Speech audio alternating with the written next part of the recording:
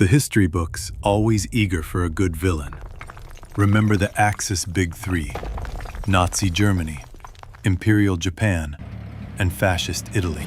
This classification, however, was about as accurate as calling a leaky Vespa a suitable rival for a brand new panzer division. In Rome, the year 1939 was supposed to be the crescendo of Benito Mussolini's operatic dream and act of the new Roman Empire. Instead, it was shaping up to be a profoundly expensive and deeply embarrassing logistical audit for the entire nation.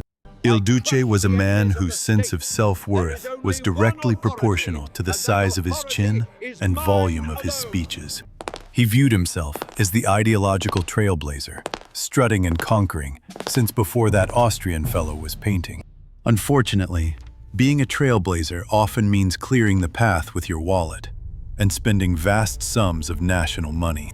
Mussolini's preparatory military adventures had been less about strategic conquest and more about high-cost performance art.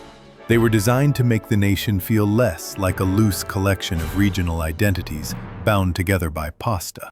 We poured 70,000 men and materiel into Spain, which was more men than any other foreign power had contributed. We secured the Mediterranean for fascism, but it cost us 600 aircraft and 1,500 vehicles for the war. It also cost thousands of machine guns and several tons of high-grade petrol, which was a commodity we were already light on. Badoglio represented the old guard and understood that empires are built on steel and coal, not just enthusiastic speeches. He saw Mussolini military interventions not as victories, but as a colossal and non-refundable receipt for the nation. Mussolini was generously gifting Francisco Franco more hardware than the Spanish nationalists could effectively utilize. Italy was sacrificing the very machinery it needed for its own eventual war effort and running armories like a sail. The conquest of Ethiopia was supposed to be the definitive moment of national unity, providing unfettered access to the sea. Badoglio would mutter that access to the sea required gassing civilians and fighting a continuous draining insurgency. The colonial war had resulted in punitive economic sanctions, which strangely fueled a temporary surge of domestic pride. Nothing unites the country like being collectively sanctioned for war crimes, but the industrial infrastructure was gasping. Italy represented a meager 3% of global industrial output, compared to Germany's robust 11% output. The country was dangerously reliant on imported raw materials like coal and oil and iron ore that came from somewhere else. Germany had been systematically preparing for economic self-sufficiency, known as autarky, since the early years of the 1930s. Italy fascist economic planners operated on a system best described as keeping all the regional businesses happy. The resulting military output was a beautiful chaos, producing tanks like the Carro Veloce CV-33 tankette for the army. It was affectionately nicknamed Casa di Morto, or Dead Man Box, by its terrified crews who were forced to operate it. It was a tiny two-man mobile coffin, lightly armored, easy to build, and utterly irrelevant on any modern European battlefield. The components were often well engineered, but the total lack of cooperation between manufacturers meant innovation failed. Mussolini knew, deep down, the extent of this industrial and economic paralysis, and he had tied his nation's fate to one man. The relationship between Il Duce and the Führer was never one of equals, but rather the frantic obsession of a fading star. The 1939 Pact of Steel was supposed to solidify their union and mandate that if one attacked a nation, the other must follow. Mussolini saw it as insurance, while Hitler saw it as a piece of decorative parchment, suitable for lining the bin. On September 1st, 1939, Badoglio received the news not via a grand state cable from Berlin, nor a coordination meeting. It arrived rather ignominiously through a wire service bulletin, confirming that Germany had invaded Poland. Mussolini's reaction was a spectacular blend of fury, panic, and wounded vanity. as he summoned Badoglio immediately. The marshal arrived to find Il Duce red-faced, ripping a map of Eastern Europe off the wall and tossing it onto the floor.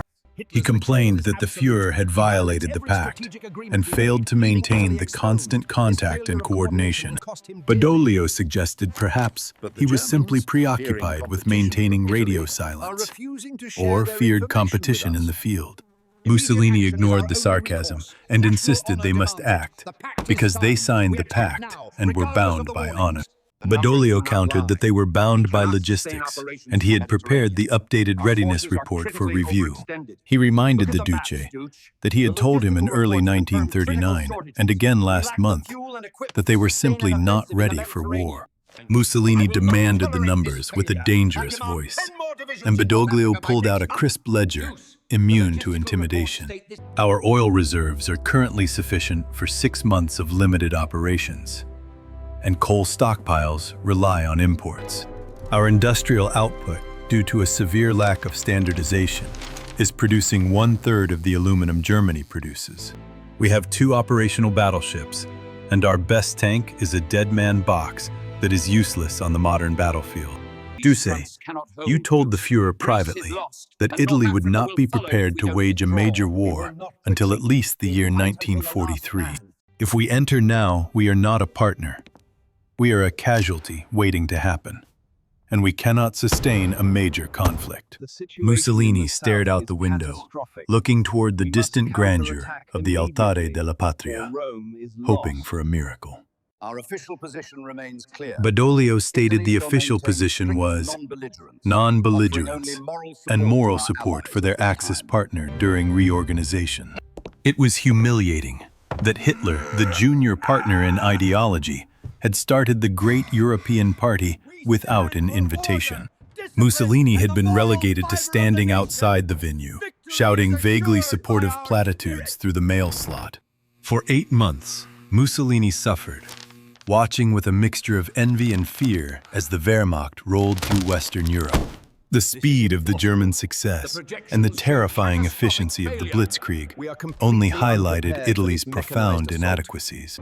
The crippling realization that Italy risked being absorbed entirely by a hyper-successful Germany terrified Il Duce. He had to get into the war, not just for glory, but for survival, as France staggered under the final German punches. Mussolini exclaimed that now was the time to be the hyena following the lion, because Hitler had made the kill. Badoglio wanted to point out that hyenas rarely earned equal respect at the negotiating table, but kept his mouth shut. Mussolini plunged Italy into the war on June 10, 1940, convinced that a quick 10-day assault would secure a seat. The ensuing engagement was perhaps the most underwhelming military intervention of the entire war for the Italian army. Italian troops, ill-equipped for Alpine warfare and operating without sufficient fuel, struggled against the French army. The attack stalled immediately, and the Italian army managed to advance a few kilometers at a crippling cost to the nation. When the armistice was signed, Mussolini had his seat at the table, but he had not earned it. He had gate-crashed it. Hitler was ever the passive-aggressive partner, and was clearly less than impressed by the performance of his ally. Mussolini needed a real victory that did not involve German intervention or preying on a nation already defeated. He needed to establish his own sphere of dominance, particularly in the Balkans, which he regarded as his personal sandbox. When Hitler began subtly asserting influence in Romania, which was a critical oil source for Italy, Mussolini snapped. He raged that Hitler was trying to absorb them piece by piece, and they must demonstrate their independent strength. The decision to invade Greece in October 1940 was a perfect storm of hubris, jealousy, and utter administrative paralysis. Mussolini was desperate to prove that the Axis contained 2 equally ferocious animals, not 1 lion and 1 confused poodle. He insisted the invasion be launched before winter, and most importantly, before Hitler could steal his thunder. Marshal Cavallero presented the plan with forced optimism, stating the conquest of Greece would unify the region. General Praska nodded vigorously, claiming the Greeks were disorganized and they would be in Athens by Christmas. Badoglio reminded the group that Albania held 5 times fewer troops than were engaged in North Africa at the time. Prasca waved a hand dismissively, claiming the spirit of the fascist soldier would overcome mere numerical deficiency. Badoglio noted the spirit of the fascist soldier had yet to invent a tank that can cross the Pindus Mountains in autumn. The terrain is rugged, the roads are non-existent, and the weather reports predict heavy early snowfalls and rain. Mussolini interrupted with a sharp slap of his hand on the mahogany and roared that these objections were born of pessimism. He claimed the Greek army was weak and poorly supplied, and that the annexation of Albania was swift and bloodless. A logistics officer timidly interjected that their transport capacity was limited and the Regia Marina was preoccupied. Furthermore, they were critically short on radio equipment, and the mountainous terrain would interfere with communication. This was the core of Italy's military failure, which was the inability to coordinate forces over large distances. Mussolini dismissed the entire panel of logistical experts, stating Caesar did not consult the weather report. The High Command left the meeting defeated, knowing with painful certainty that Mussolini had just decreed a tragedy. The invasion of Greece commenced on October 28, 1940. A date chosen for its nationalistic significance to the party. The initial assault immediately proved Badoglio right on every single count, as Italian forces struggled in the terrain. Torrential rain turned the few existing dirt roads into impassable sludge, and tankettes churned uselessly in the mud. Communication disintegrated instantly, and units relying on runners found themselves fighting isolated battles. The Greeks, far from being disorganized, were prepared and fighting on home ground with a surprising morale advantage. Within 2 weeks, the Italian advance stalled completely, and the forward units were running low on fuel and supplies. General Prasca frantically reported back to Rome that they were bogged down and the snow had trapped the mechanized division. Mussolini, sitting comfortably in Rome, had expected triumphant headlines, but received reports of mass illness. He ordered them to press harder. But the Greek army did something unprecedented and launched a counterattack. By November, the Italians were not conquering Greece. They were desperately trying to prevent the Greeks from conquering Albania. The military failure was so complete and amateurish that it shocked the international community, and the world chuckled. Hitler, observing the debacle from his bunker, did not chuckle, and fumed that this display was an Axis failure. In Rome, the internal chaos peaked, and Mussolini, needing a scapegoat, turned immediately on the most competent man he had. He declared Badoglio a defeatist who undermined the operation, and the marshal was forced to resign his position. The disaster in the Balkans was a black hole for Italian resources, as fuel and ammunition were funneled to the mud. If the Greek debacle was a self-inflicted wound, the North African campaign was a complete exposure of weakness. Italy had held Libya since its colonial era and invaded Egypt in September 1940, aiming to seize the Suez Canal. Marshal Graziani led this charge, but his reputation had been forged by campaigns against poorly armed rebels. He signaled Rome that his supply lines were overstretched by hundreds of kilometers and vehicles were non-mechanized. Mussolini, busy worrying about the Greeks invading his Albanian summer home, dismissed the fears as defeatism.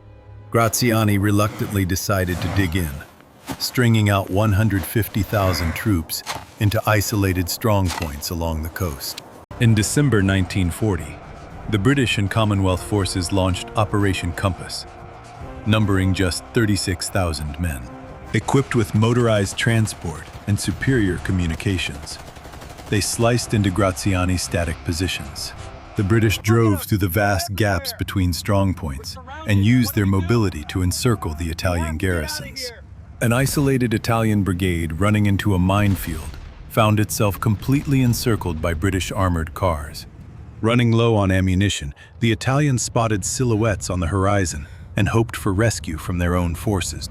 But as the vehicles drew closer, the Italians recognized the equipment their own army desperately lacked in the field. By February 1941, the operation was complete, and Graziani's massive 10th Army had ceased to exist in the desert.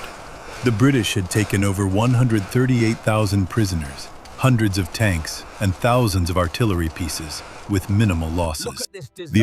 Mussolini stood over the map, pointing a shaking finger at the Greek front, and then at the vacant deserts of North Africa. He lamented they were failing in the Mediterranean, losing their empire, and being treated as a joke by the world. Mussolini's greatest fear had materialized, as he had plunged into a global conflict completely unprepared. His navy, the Regia Marina, had suffered grievously after the devastating British raid on Taranto in November 1940. Obsolete biplanes destroyed much of the Italian fleet, and the Battle of Cape Matapan destroyed 3 cruisers. Mussolini had wanted to be the co-star, but was rapidly becoming the dead weight, and Greece was a swamp of attrition. We must appeal to Hitler, Mussolini declared, with his voice drained of bombast, and request substantial aid.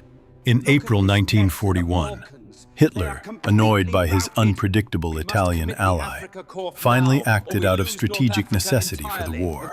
First, German forces swiftly invaded and crushed Greece, stabilizing the entire Balkan front in a matter of weeks. Second, Hitler dispatched a small, highly effective German force to stabilize the collapsing Libyan front. A charismatic, aggressive general named Erwin Rommel arrived ready to take command of the newly formed Afrika Korps. Mussolini had sought military glory, but now his survival lay in accepting a supporting role in his own war.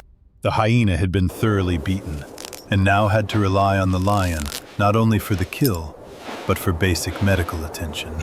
As Rommel prepared to enter the desert, Mussolini's position became clear that Italy was no longer a major power. It was a necessary distraction, a logistical burden, and a permanent source of dark comedy for the Axis alliance. The question was, how long a dictator could survive being perpetually rescued by his condescending best friend?